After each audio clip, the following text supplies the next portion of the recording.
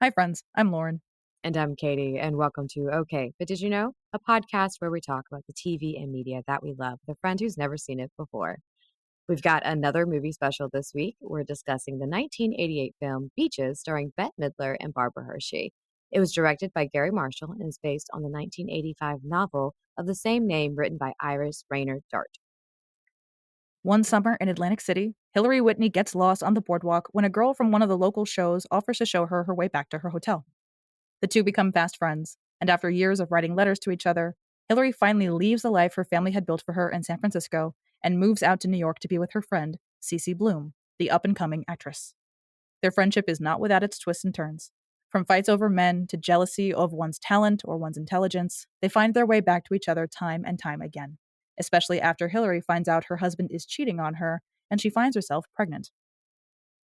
Years later, now a successful lawyer and mother, Hillary finds herself in need of Cece's help again. She's contracted viral cardiomyopathy, and her prognosis is not looking good. But she wants to be able to give her daughter the summer in their beach house. Cece goes with them to care for Hillary when she needs her the most, showing that family isn't just those we're born into, but those who choose us, especially when Cece takes over care of her daughter when she finally succumbs to her condition. Beaches is a story of love, lifelong friendship, and the lives we choose to have if we're brave enough to fight for them. So, I have apologized profusely to Katie about making her watch this. It was mostly, I think it's a beautiful movie. It's one of my favorites. I watch it probably yearly. But also because with Once Upon a Time, it has come up more than once because Barbara Hershey. And should I get my poor taste joke out of the way? Go right ahead. So I think something I said once was that Lana had said at the very beginning when she first started working with Barbara, she asked her, can we just have like one Beaches moment, just one moment where she's like my best friend. And the joke that I make that's really, really terrible is Lana does get that Beaches moment in The Miller's Daughter when Cora dies in her arms. Yep. Sure So does. She really got that Beaches moment, which is a little more than she bargained for.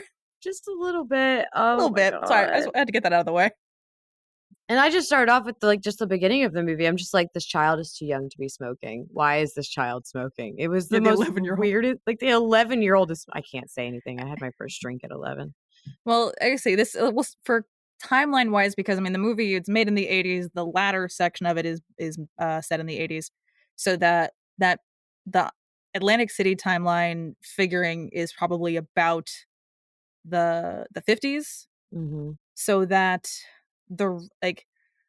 probably the first time that they meet up in New York is probably like late 60s, and then the rest of the bulk of the movie is the early to mid 70s because at the very end Cece says to Victoria that no, they were just about her age when they met, which means that she'd be 11, and that's meant to be 1988. Okay. It probably would have helped a little bit. I know this was, the 80s, just to give us a little bit of a timestamp on where the hell we are. Because you are kind of watching it and trying to figure out, oh, wait, this is a flashback now. Oh, no, now we're here. Nope, back here. Like, it's lots of there's jumping. A timestamp. I think there's a date somewhere in the Hollywood Bowl section that tells us like 1988. The only other timestamp we get is when they show the poster for Sizzle. It says 76 on it. Oh, I didn't notice that. Very, very small detail. That poster was actually really cool because somewhere else, I think I wrote this down. Where else did they put this? Yeah, the marquee for Sizzle also read a Garry Marshall production, which I thought was funny because Garry Marshall, as you said, is the director. This is a very Garry Marshall movie. It is. Down to the actors. Also had the moment I'm like, casting was amazing. That little girl is Bette Midler. Mayim Bialik, because that's young Mayim Bialik. Oh, is that? So young Cece is played by Mayim Bialik. Oh. Yeah, she did a good job. She did a good job. I'll give her that. She did a good job. We're only going to talk about her as a 10-year-old. Nope. Not going to talk about adult Mayim. No, yeah, thank you. We do not care for her current politics, but as a 10-year-old, she was a very good actor and really was a young Bette Midler. Truly. Barbara was so cute and sweet. Like, seeing her so timid. Yeah. I was like, what's going on? This is Barbara. Where's the bitchiness? Well, Barbara, as we've done, she's an amazing actor just in general. But yeah, to see like all the different facets of her, because we're mostly used to Cora, we just saw an episode with Cora In once we saw her in Mother, where she's a little more edgy and a little more. I would say Mother isn't probably her bitchiest episode, No, not her bitchiest. but we're used to her being a little more dark and a little more sinister, and she's yeah, very soft spoken and very. I would say meek is probably a good word also. That'd be a good word for her, definitely. I loved the whole, like, New York apartment tour of her Mm-hmm. going through everything and just, like, waiting to see what Hillary does, and it was really cute. It made me think of, like, a Friends moment when, Rachel Mm-hmm. gives up all that money. Yeah. Even though Hillary didn't actually give it all up, she did go back. Yeah, she went back to it. Yeah, she went back to it originally for her father, but then it turns out, I would say we never actually see this part, but a part of it probably did miss the money. Mhm. Oh god, I mean, who wouldn't? Yeah, I love the line, "If you call me Bugs, you're dead." yeah, There's a lot of fun lines in this. I didn't write down a ton of them, but, like, you have a few moments where you're laughing. yeah. I have quite a few. I mean, for context, if you call me Bugs, you're dead. Bette Midler's character is playing a singing telegram deliverer dressed as a rabbit I'm at one hoping point. if they're listening, they've watched. Like, Yeah, I hope if you're listening to this, I you've hope. seen Beaches. I hope so. And if you haven't, and you're gonna watch it because of this podcast, may I just in advance apologize? You have to apologize to our entire listener space now, not just me. Well, Like, all our fans, look what again, you've done. Like, we have over I 100 also followers. That's still people. I was also sobbing, if it helps. I did this to myself. But yeah, Sizzle. Sizzle was a show that I didn't warn happened. you about Otto Titzling. No, no, you did not. It's well, okay, it's ridiculous. That I would say that in combination with the song that she does with the Falcon Players, the O Industry song, both of them I think are set to prove that Cece is good. She's not the best. She doesn't always attract the best projects. Let's go with that. Mhm. Like it takes time for her to really find her niche, and it's not theater basically. But it's a case of, especially with the independent theater thing of like it wasn't, at least with O Industry, it's not intended to be good. It's the avant-garde independent theater, but if you I've listened to that song a number of times, it's gibberish. Like there's nothing you can pull out of that. And with Otto Titzling, so both O Industry and Otto Titzling are the two songs that Bette Midler co-wrote, and Okay. they fit very well with their niche of avant-garde high art gibberish and playing to the lowest common denominator. They do what they're supposed to do. I find Otto Titzling to be hilarious. The more you watch it, I think the funnier it gets. But I think my favorite part of that is just for whatever reason, like a few years later, she sang it on the Tonight Show with with Johnny Carson. But why? I don't. I mean, it's a song about industrial theft and boobs. Pretty much. That's, It's it's what it was. it's Seen a lot of boobs today. you have seen a lot of boobs today. Seen a lot of boobs today. In a respectful, Yes, way, guys. consensual I'm way, not being consensual. gross. I'm not being gross. Look, if a woman's gonna go on stage and slap her tits like bongos, who am I to say no? For context, you can't leave it there. But I want to. It's I so know good. you do, but titty bongos makes no sense to anybody. For context, Katie, well, we collectively have found a very good bootleg of Death Becomes Uh, Her on Broadway, and Katie finally watched it today. And so, Titty Bongos, for those who don't know, is from the Tell Me Ernest reprise. Because if you've only listened to the cast recording, you don't know that's the choreography of "It Feels Good to Get That Off My Chest. I really wish you're both the very best." There's really something real special about Titty Bongos. I just did not expect titty bongos, okay? But it reminded me of Peaches. Yeah, similar humor. I think Death Becomes Her is a little darker humor, but still. Oh god, it was so good though. I really enjoyed It's that. But such that's we another probably will at this point probably will do a whole special comparing that movie, and not like as a movie special, but comparing the movie and the show. because they're so good. Both are. Them fighting over guys all the time It's in realistic this. though.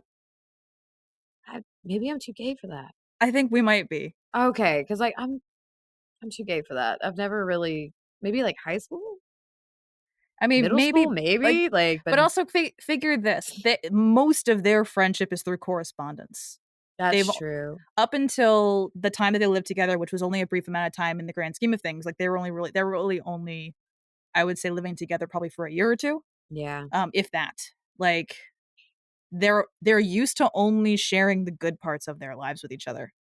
Oh, yeah, I did pick up on that. Like, So like when you get to that point, like I wrote down like in the dinner scene, I'm kind of on Cece's side. Hillary gave up a lot she gave up a lot of what she was proud of yeah, to end up being a housewife, and saying that she's happy doesn't make it true. She did a lot of really good work with the ACLU.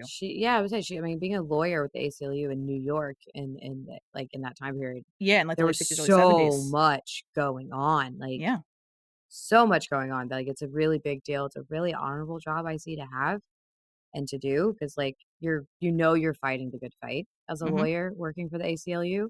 So Yeah. like watching her give that up was really frustrating. I'm like, you have these two women, powerful women doing really cool things. Like, yeah, Cece's a performer, but like if that's we need performers too. Yeah.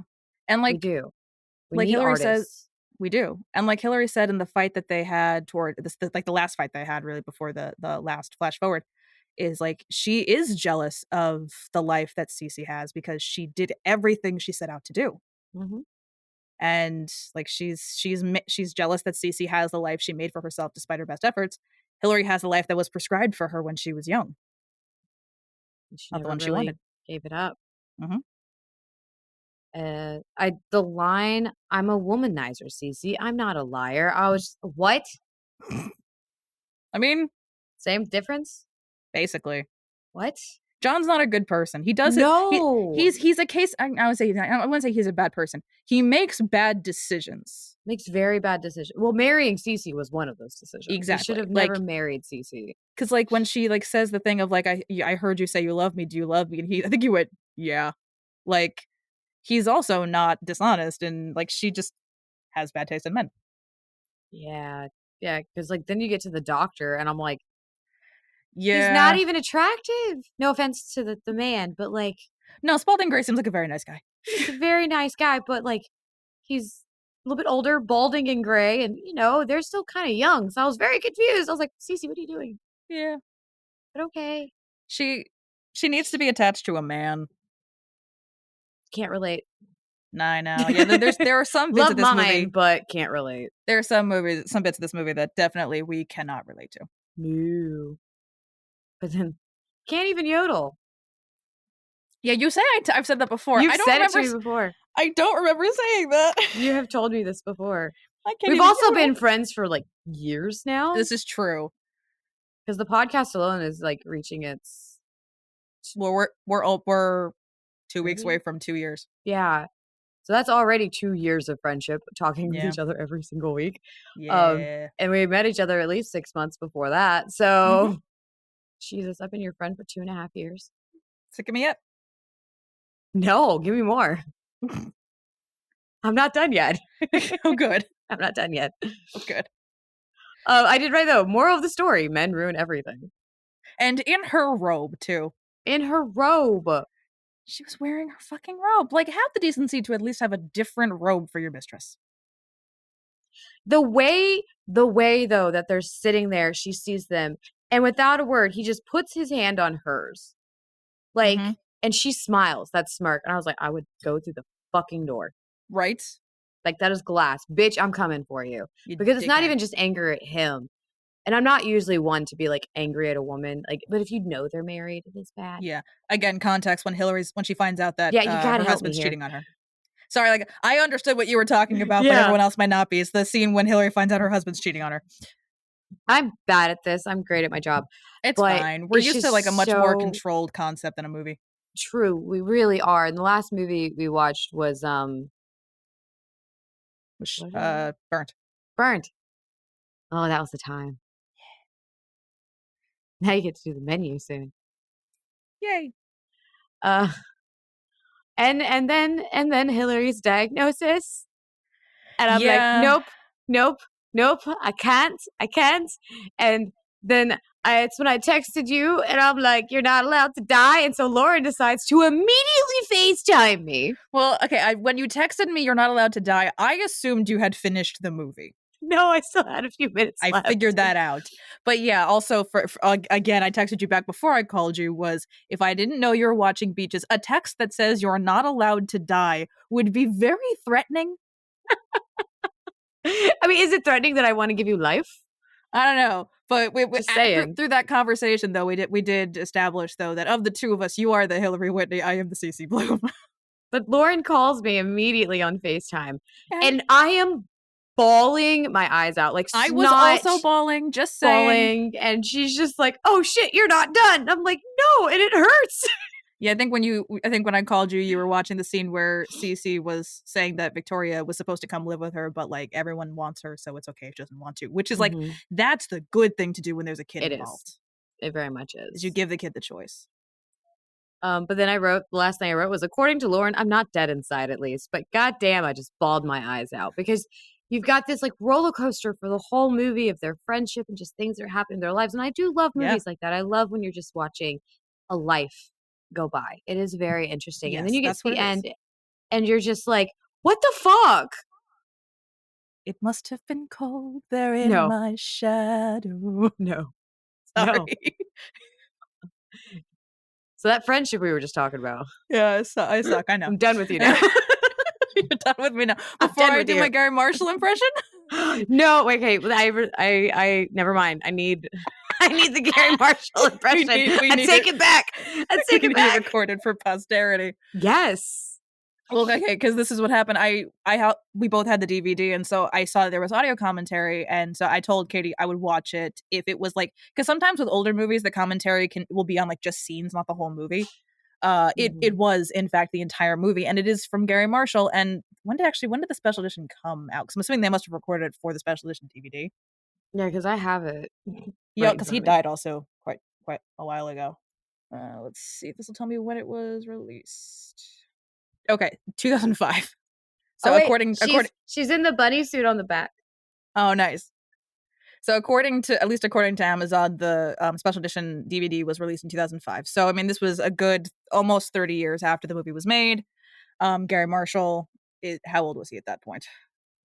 Let's see, Gary Marshall. Yeah, okay, he died in 2016. He was born in 1934. So he was 79 when he died. Okay, No, he's 79 at the time. He was 79 at the time. I So need to go he's back but and watch the bloopers. yeah, the bloopers are funny. There's gonna be a link in the show notes because the bloopers are on YouTube. Oh, perfect. I own The them. bloopers are hilarious. I'm just saying if you don't want to put it back into your computer, It's still in my computer. then you're good there. Yeah. But for everybody else, the Beaches blooper reel will be in the show notes. I watched it, I cried, and then I forgot to take it out of my CPU. Fair. Well, the bloopers are funny because the scene where Cece is trying to leave, and trying to get Hillary to break up with the doctor for her. For whatever reason, they're doing the scene, they're speed running it in like a chipmunk voice. And randomly, like just cursing at each other, like they're just running. I think they're just running through the blocking. I can't wait to watch this. But now. it's Bette Midler and like Barbara Hershey is going like I'm not talking about the room, I'm talking about the baby, like shit like this. Like that's what it sounds like. It's ridiculous. Also, that was a weird montage of like things to be happening so quickly while she's pregnant. Yeah, they were just trying to get through the pregnancy part because like after the giving crazy. birth part is the next time jump on 11 years into the future. So because like it just made no sense. I'm sitting like she met the guy now already. She's like I'm engaged, and I was like, how pregnant is Barbara? Because she makes bad decisions. Well, she was 3 months pregnant when she reconciles with her. So that was still like a little while. So all of that happens within 6 months. No, well, come on. Just Jesus, saying. That's a lot in 6 months. I can't say anything. I met Steven, dated him, and got pregnant in a span of 6 months, and now we've been together for over 6 years. So I'm gonna shut up now. Yeah. And Lauren's gonna tell me things. Yeah. Most of my fun facts are about the soundtrack for the most part, and I have some other things about some of the actors that got pulled in because this movie music, no. But so reason why I watched probably about 5 minutes of Beaches with the audio commentary before I went, nope, can't do it. Because Gary Marshall is, an old guy from New York, so it's he's Garry Marshall. He's talking like this and like with this all in like this inflection and the stuttering. And then he talks about the Hollywood Bowl and it was Bette's idea to get us the Hollywood Bowl. And I was like, how are we going to get the Hollywood Bowl? That's not going to work like this. And it's going to be too expensive. Like that. I watched that for about 5 minutes and Yeah, I then don't think went, I could do that. nope. Garry Marshall's voice is really good in short bursts. Very short burst, not long movie. But truly though, because so much of this takes place in like New York in the 70s, so many of the side characters, well, it's but nice side characters like with Cece, with Leona, like wow, half of this cast sounds like my extended family. Really? There was one point, I wrote down like the this Leona like, thing was weird. Well, her calling her Leona, it's less weird, I think, when she's an adult, but not as a child, like an 11-year-old screaming Leona. Yeah, well, I was like, her yelling, okay. "You're ruining my career," was hilarious. Well, because I said, well, this isn't even the sound like, oh, this was completely different. This is the most Jewish line I've ever heard in my life. It was on the beach scene when she's showing up to talk to her mother, and it was just one of the random guys off to the side going like, "Who is that? CC Bloom." So everyone should look all of a sudden. Like this is the most old Jewish guy ever. See, I have no experience here, so I'm just like, okay. This is my whole extended family. But obviously, music is a big part of this, unsurprisingly. Yes. So Bette Midler, she co-wrote a couple of the songs, and Mark Shaman was the music supervisor for the movie. Him and Bette had worked together a lot. And for people, you may recognize the name Mark Shaman. He was one of the music writers for Hairspray the musical. He wrote the music for the TV show and subsequent musical on Broadway, Smash, as well I as love Smash. The TV show. Sorry. As well as I love Smash. As well as the stage production of Some Like It Hot, among other things. Those are the ones that come to mind immediately. So he was the music supervisor. But in that opening scene with the Hollywood Bowl, he is the piano player. Oh, that's cool. And actually, again, just the one snippet I got from the commentary that I listened to was when they were talking about how expensive the Hollywood Bowl was going to be, just to fill it as a concert venue with extras and everybody. Because this is before like digitally adding audience members was really a thing. It was he said it was Bette Midler's idea that they make it a rehearsal instead of an actual performance. That way you still get the brevity of this is how important she is. She's got a show at the Hollywood Bowl, but all you really got to pay for is the band, the backup singers, and like two guys on a ladder. Honestly, because they get some really good shots of the Hollywood Bowl. Like it's gorgeous. The way they do the seats and everything else, it's gorgeous. They did a really good job. Because then you realize how big it is when they go all the way back and you see the whole thing. Like it was really cool how they did all that. Because we like the cinematography. We do. We're big fans of the cinematography. So the songs that are on the album, we've got obviously Under the Boardwalk, which that was a Drifter song. That was the early 60s. I think when that came out, but it works even if it was set, even if like the Atlantic City stuff was the early or was the late 50s, it still kind of works. Obviously, Wind Beneath My Wings, which I was unaware was not Bette Midler. She was not the first one to perform that. Oh. Apparently, the first time it was recorded was by an Australian singer called Kamal in 1982 for a country and western album. Apparently. I don't know how you make that song country western. How do you make any of this country western? This is Australian? I have no clue. So far from. But in between though, it was recorded by a number of other artists. One being Gladys Knight and the Pips. Oh, cool. But obviously that was in 1983. But obviously Bette Midler's version from 1989 is the highest grossing. I wonder why. It's a beautiful, beautiful song. As is Bette Midler. So we've also got the Cole Porter classic, I've Still Got My Health, which I love that song. It's just, it works so well for her voice and for that moment, because it's about obviously being down and not being, on the top. And she's slumming it or bumming it, I guess, in the jazz clubs. We've got I Think It's Gonna Rain Today, which I did not know was written by Randy Newman. Okay. Apparently. Only slightly surprised? Yeah, it sounds kind of like a Randy Newman song. Yeah. I think it's gonna rain today. Yeah, it has Randy Newman-ish. Yeah. As we established, Otto Titsling was I'll Never Tire of Your Face When I Say That.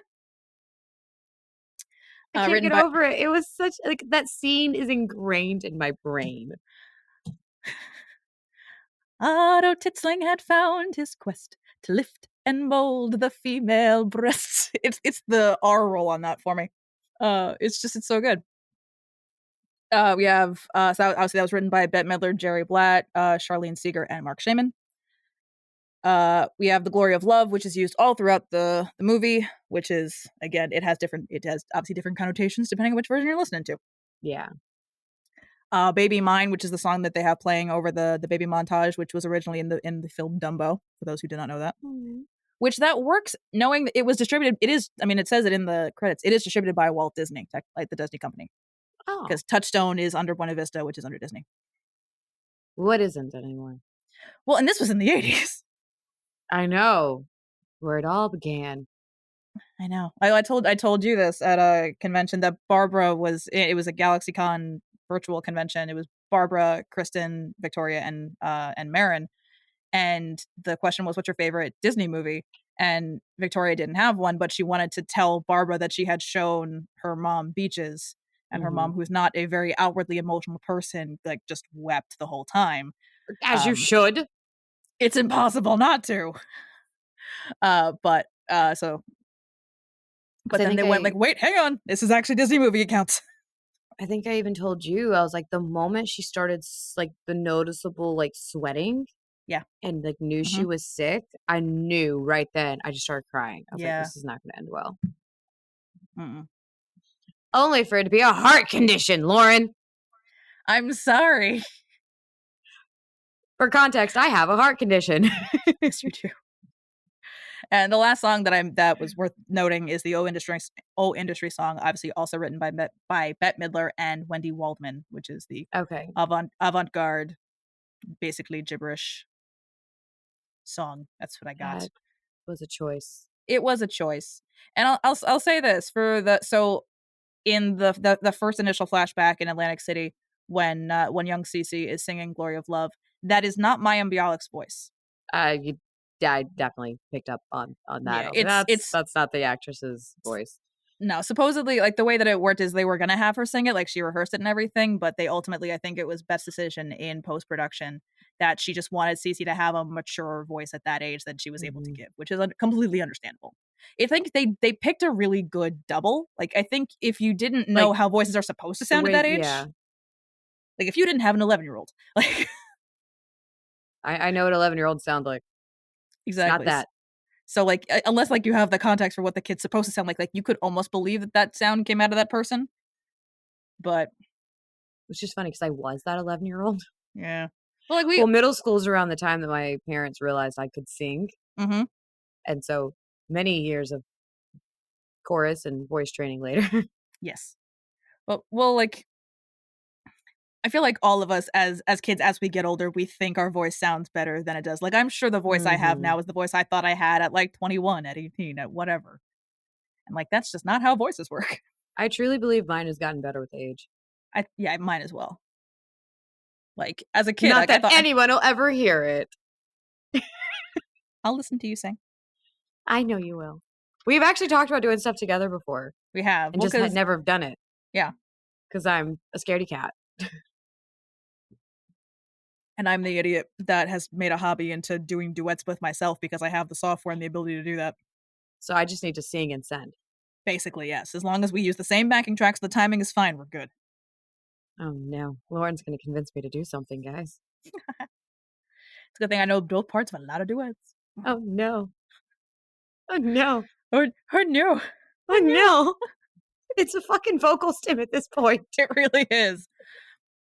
We're going to mention this now just so that we can not mention it again.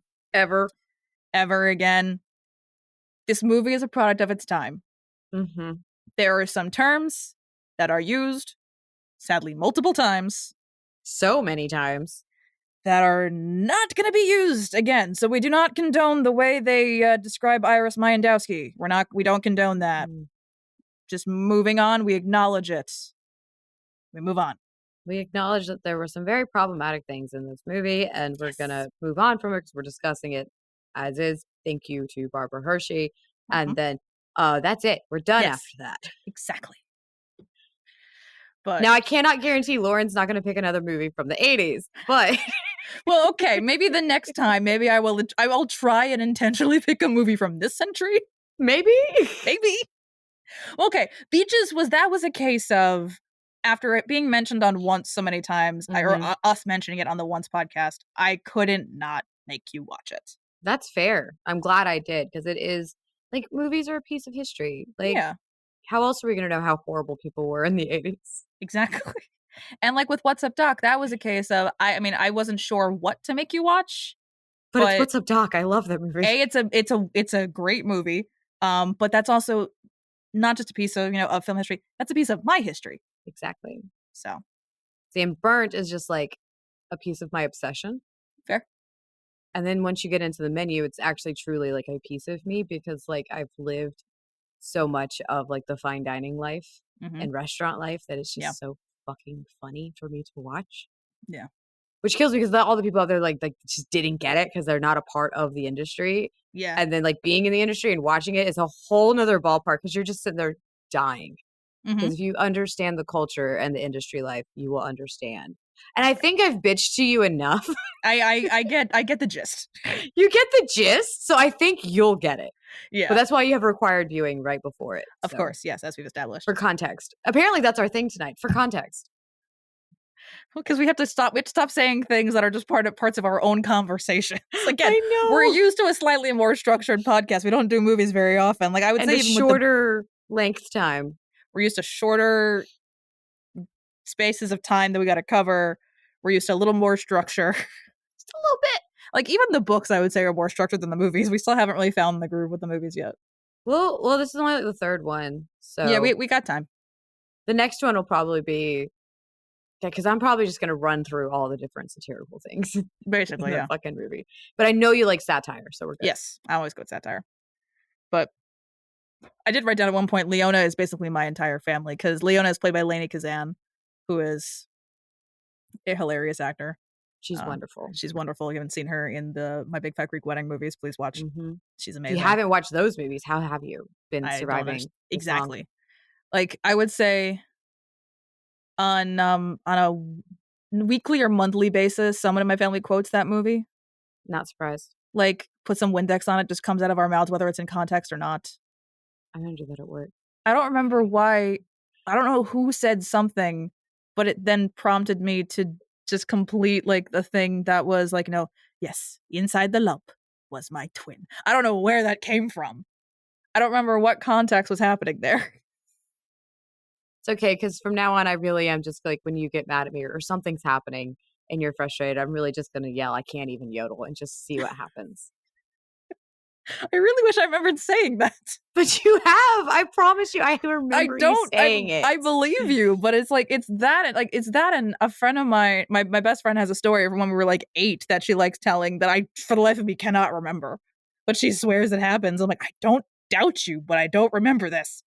We know you better than you do. Right? Leona with the kid on the boardwalk, like, oh, come on, skedaddle. I gotta take a sip. Like that's my family. Which is really funny though. Like it's just so funny. Like, I'm not used to that. These people exist. Rednecks. I'm used to rednecks. Like it would probably be a culture shock for both of us to just like swap our individual family. Right. I wouldn't know what the fuck to do or say. You'd probably be like, can I go home now? No, what's worse is with my ear for accents, I'd start talking like them in about 3 hours. Oh, I give you less. I give you 10 minutes with my sister, and you're gonna have a full-blown Southern accent. Okay, good. I need that for a book too. Okay, I will tell my sister I need her services. She's just at home with the baby. You've heard my Southern accent, so you do a decent Southern accent. I think you just need practice on dialects. Yeah, I think it's specific dialects that the problem is. I have a decent. That's I would say hard though. No, that is. I think I have a decent general Southern accent. I think the easiest one to get down personally is a Savannah accent. Yeah, that's fair. Because you can slow it down. Yeah. Other places, we talk faster. So yeah, that's fair. Yeah, I have quite a few lines here. Give me. We find another kid to work for Bubkiss is my favorite. Should I leave my bags here? Are you crazy? No, it's New York. Which, like, this is New York in the 70s. That makes perfect sense. I feel like New York still, like, probably should put Well, my bags down. there was a good chunk of time where it wasn't as much of a concern, and then maybe now not so much. If she was dead, she would have dropped the bottle. I don't know why I think that's funny. That's hilarious, actually. Nope, I only do encores for cash. Valid. Yeah. But enough about me, let's talk about you. What do you think of me? This one isn't so much funny as this was a brutal moment was, aren't you afraid you got him by default? That one was so good. That Oh, was man. such That a fight. good line. Yeah, the fight they have in the department store is because, like, again, like it's a valid fight for them to be having at that point. Mm-hmm. Because, like, yes, for the time they have grown apart. Like, I'm not saying that, like, no, that because friends grow apart, that happens, especially when you're not seeing each other all the time and living in the same experiences. But also, Cece was challenging the way of life that she built for herself, that she convinced herself she was happy in. Mm-hmm. And she's gonna basically act out when she's being reminded that she's not as happy as she says she is. And ironically, they both seemed the happiest when their lives were simple and doing the things that they loved without Mhm. men involved. Without the men involved, exactly. Isn't that funny? How, like, Yeah, the moment men get involved, we get unhappy. right? I don't think Steven will listen to this. Love you, babe. That's what And this happens is when the your partner listens to your shit. yeah, right. This is the last line that I have written down before I guess started sobbing for a while. I have other Oh, things in here no. that I have highlighted, but I don't know how to fight back. I'm not strong like you. And then you took away your friendship without even discussing it with me. Oof. That's the fight that gets me because that's where they finally because after that is where she's like she does the whole thing of you have this talent, this incredible talent, and I can't even yodel. Hillary, what's yodeling have to do with it? It's so good. I love it so much.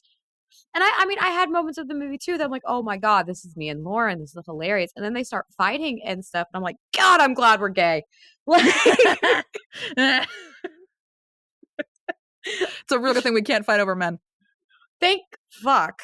Well, like at this, I'm watching it, and it's very much the friendship, and I'm like crying because I'm just like, Lauren, no, I can't lose Lauren. And then I realize it'd be the You're other way around. I was gonna say I'm not the one we should be concerned about. No. knock on wood. Is this fake wood? I don't know.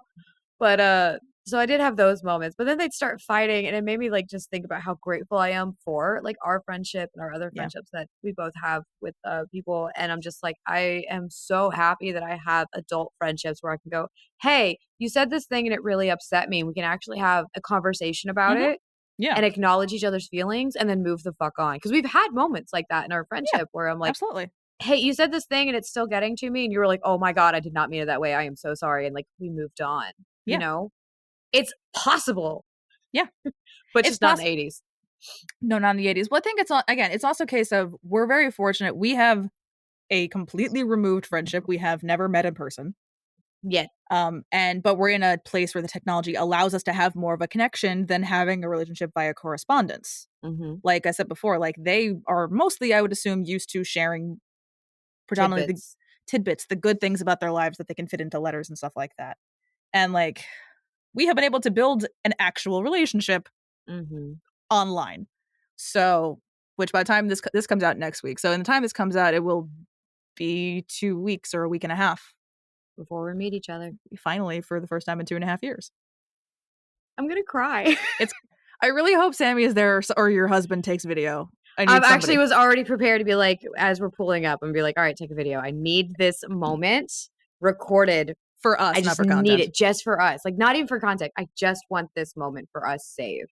Because it has been 2.5 years of a friendship. Yeah. And I can't wait to meet Sammy too. Like I get to meet the people that I have actually had probably the best friendships I've ever fucking made in my life. Finally get to hug them. And right. I don't know how to explain how wonderful it is to the point when I thought like I'm, thinking about the trip and all the things that get to happen. And then I start thinking, and then you'll bring up like, oh, this is when my flight out is. And I'm just like, no, you're not allowed. And I'm already like, I'm not allowed to leave. You're not allowed to leave because I'm like already tearing up. The trip hasn't even happened, and I'll like tear up because I'm just like, I don't want her to leave, and I haven't even met her. And it's just, I thought that would make sense to you. It does. Like, no, I don't want it to end. It'll be really funny to watch you hug Sammy because Sammy's taller than me by like a couple inches. Y'all go ahead and get the short jokes out on day one, okay? Like, go ahead and get the I Kate think too. Kate's gonna be fun. you'll understand after people you have dated, like, how short I actually am. Like, Yeah. you do already have an idea. Yeah, I have Sammy does not. context. No, I You have have context for how tall you. context. I have context for how tall you are. Sammy does not. It's gonna be a great time. Yeah. Anybody who does know who I am and meets me, just be like, "What the fuck?"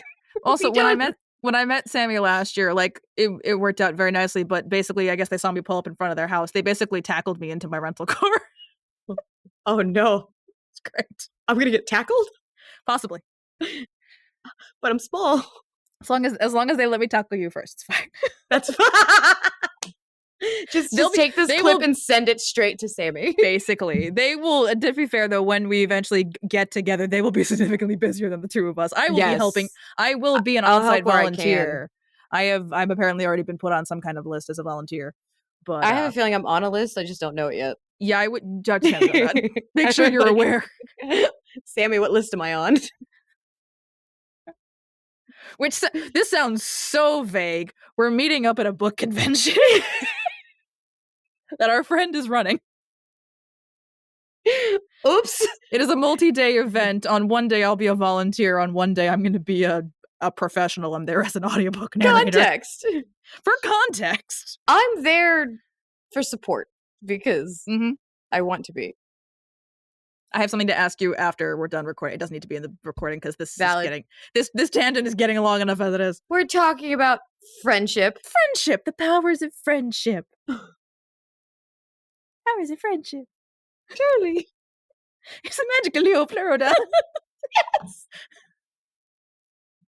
We are of the same generation. We grew up on the same memes. Oh God. It's a magical Leo Pleurodon. And I should show my daughter that. You really remember should. old Greg? Yes. You're welcome. Oh, God. I brought that back from the abyss. So I am going to now distract my brain with all the different Garry Marshall actor pulls.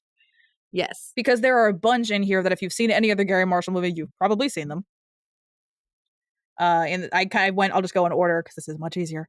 So the guy who auditions in that first like run of auditions, because actually when he calls Cece up, she's like reading a letter and then he calls her up for audition. The voice is Garry Marshall. But the guy who auditions after her is the same actor who played Mr. Robitussin in The Princess Diaries. Are you serious? Which means he's also been in a bunch of other stuff. That's the one that I first know him from. So we have that. Another Garry Marshall pull is the priest, or I guess the justice of the peace, who marries Cece and John. That's Hector Elizondo. I fucking love him. He's amazing. He's apparently game for anything. And then one of the clerks in the department store when they're having their fight is I don't write down her name, but she's the woman who plays Betty in A League of Their Own. That's Betty Spaghetti. Oh my God. That's the thing is like with Garry Marshall's movies, like you're gonna find the same side actors time and time again. Because they all just work. There's a lot of groups like that if you think about it. It's like watching an Adam Sandler movie. You know everyone you're gonna see. Well, it's also why the Spy Kids movies are hilarious. Yeah. Oh yeah. Because you have that group, like the weirdest group of people who are there playing weirdos in a kids movie. I found out recently Carla Gugino, who played the mom, we're older than she was in that first movie. Yeah, I still love her. I don't care. She was like 27 apparently. She's like a horror queen, not a scream queen. She's amazing. No, she's a horror queen. There's a difference. So good. I see a difference between horror queen and scream queen. Scream queens are like your final girls. Yeah. Horror queens, no, she's so much more than that. She is. Oh, I would say Barbara Hershey is also, I would say, somewhere in that realm because she's done a lot of horror thriller stuff. I need to look into this though because me and my horror.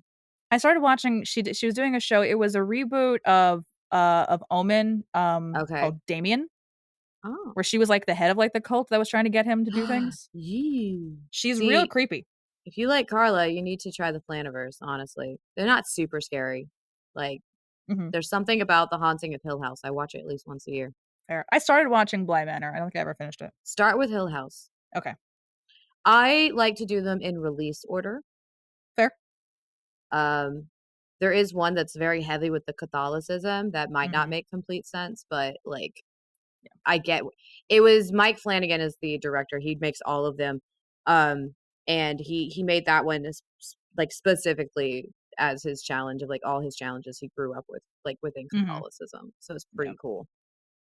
Yeah, most of her horror stuff has been more recent. She was in the Insidious series. This is Barbara Hershey. The Insidious series, Insidious is hard for me to watch, actually. That yeah. one's scary. Damien, she was apparently in the X-Files recently in, like, the reboot. She's in something called The Manor that just looks creepy. It's also not it's not rated, so that's gotta be real gory.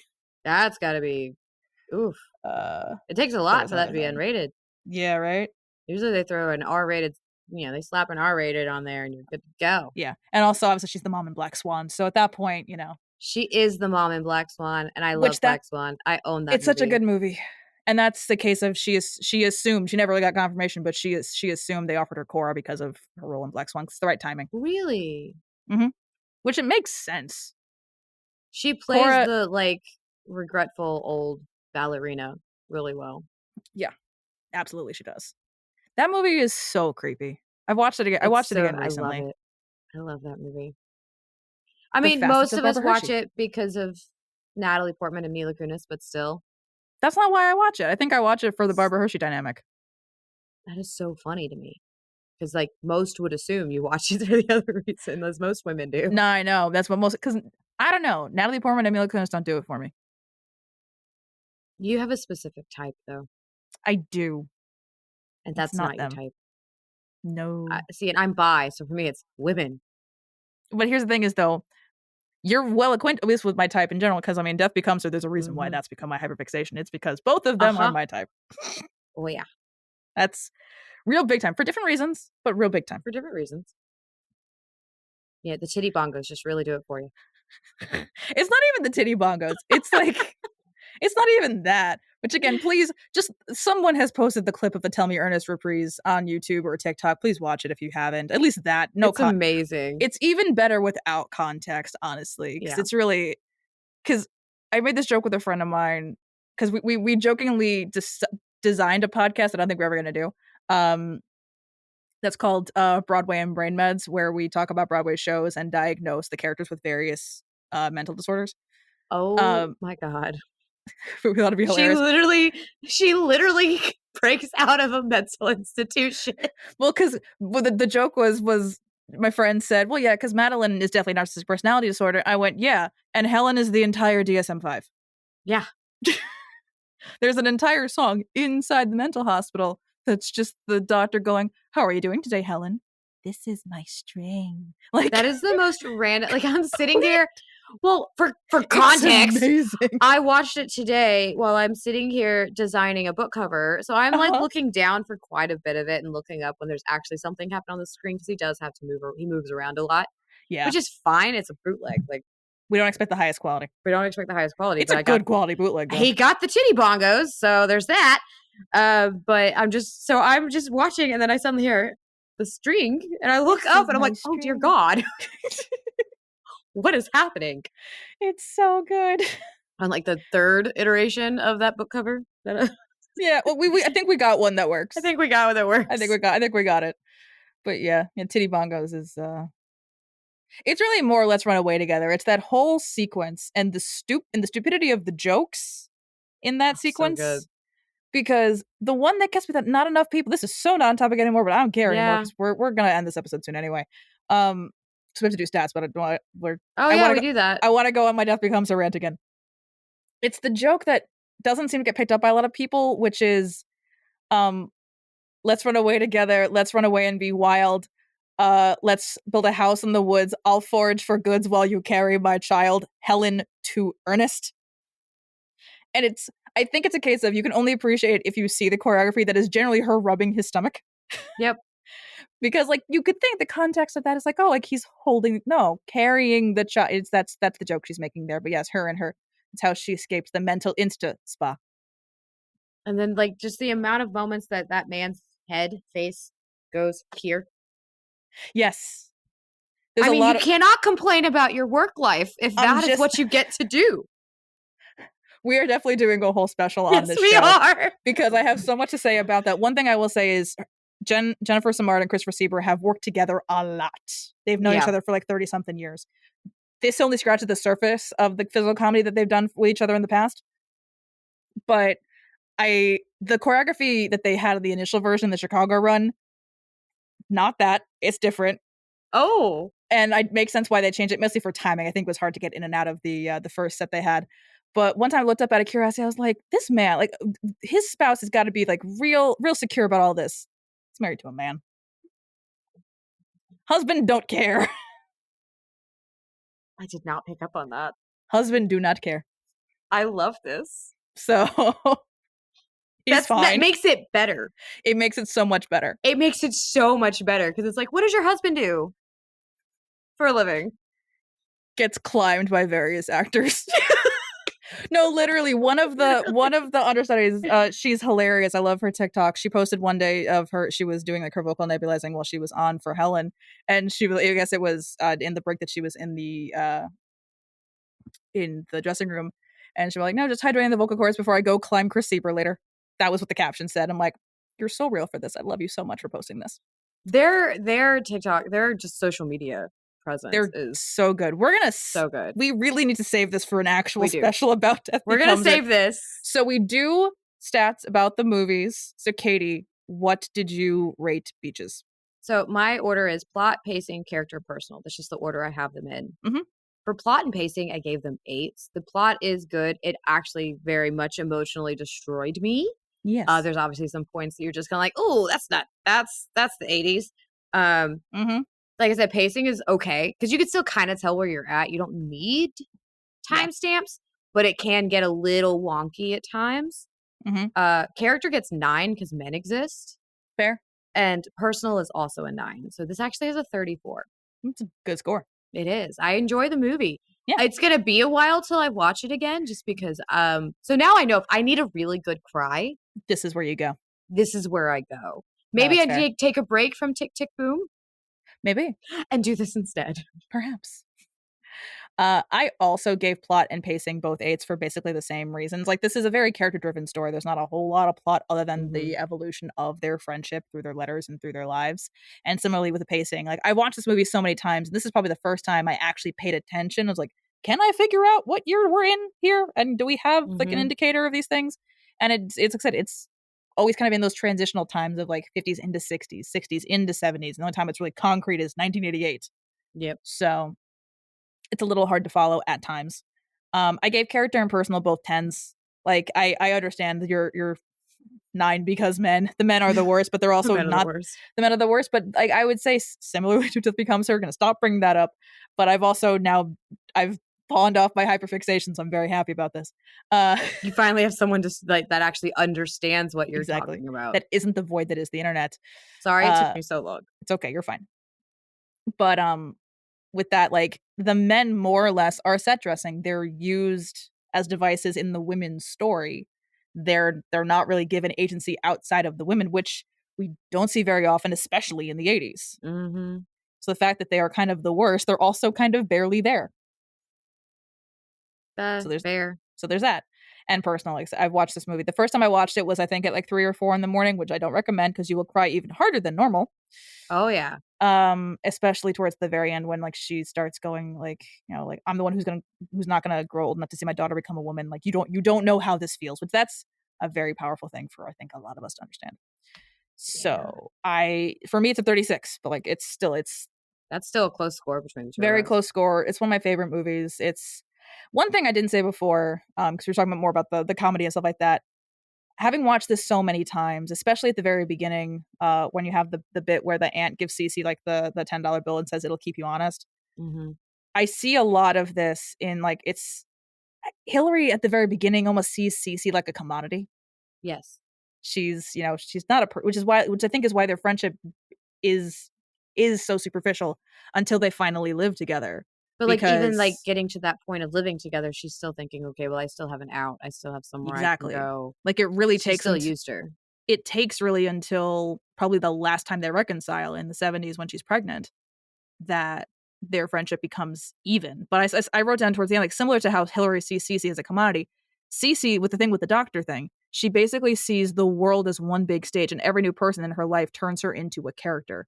These are the roles and just costumes for her. for everyone except Hillary. So like her thing of like, don't I look at the perfect picture of a doctor's wife? This is a role for her now. She's now playing the role of the doctor's wife. And it only lasts so long Exactly. because she's a drama queen. She needs her stage. Like every good show, or honestly, not like every bad show, they close. Mm-hmm. So my Yeah, because last that poignant hair thing. was not it. No, I don't think the short 70s 80s hair is really her vibe. I think she's better with No. I think the big hair is. I mean, it's the short hair she has now in her age is fine, not the 80s poof style. No. She looks great now, but like not that haircut. Nope. No. That one's not the vibe. The hair was very powerful and very accurate for the time period. Yes. But I told you this, and we can end on this. I love, because it's PG-13, and even in the 80s they were allowed one F-bomb. It came out of Barbara Hershey. You have no idea how this fucking feels. I love Like her for that. that's the right, and like I probably never heard Barbara curse in anything. It was a really cathartic moment, honestly. After she's been so sweet and timid through like the whole movie, her anger finally comes out, and you're like, there it is. Well, because Cece is probably the only person she's comfortable and safe enough with to release that anger. Yep. Like they fight because they love each other, and that's, I think, the important thing. Now I'm gonna Every get other sad relationship, again. kind of like was like low energy and fizzled out and everything like this, and theirs was always very. And like not to say that you need high intensity for a relationship to be real, but Mm-mm. because that's a toxic mentality. Please don't do that. But there are some cases where if you're normally a more timid and soft-spoken kind of person, you'll only do that with those you feel safe with. Yep. Because you know you have someone to come back to. Once again, I'm gonna start bawling my eyes out. It's all your fault. Did you ever know that you're my hero? I don't know what to do with you. You're everything I would like to I just need be. everyone to know just how much you break out in song to me. Like, it's not just when we're recording, you guys. It's not No, because there's it's a not. microphone in front of her face. Every day we'll be on. We FaceTime almost daily now. We really do. We really do. She literally will break out into song all the time, guys. Well, because all the time. I do this by myself. So I know. I It's live on my adorable. own. So like why not break out into You're song not on and your break? own. I FaceTime you daily. This is true. I'm a part of the furniture at this point. I'm never alone in this relationship. No, never. Joke's on you. I'm actually the neighbor upstairs. Got no diamonds, got no wealth, I got no men, but I got my health. Thank you all for listening. Join us back at our regularly scheduled time to talk more about all things Once Upon a Time and Bob's Burgers. Don't forget to like, rate, and follow the podcast wherever you listen so you can be notified every time we publish a new episode. Follow us at OBDYK_pod on Instagram and Blue Sky. And if you'd like to join our Patreon, you can find the link for more details in our show notes. This has been an episode of Okay, But Did You Know? A TV and media podcast. It was hosted by Lauren and Katie and edited by Lauren.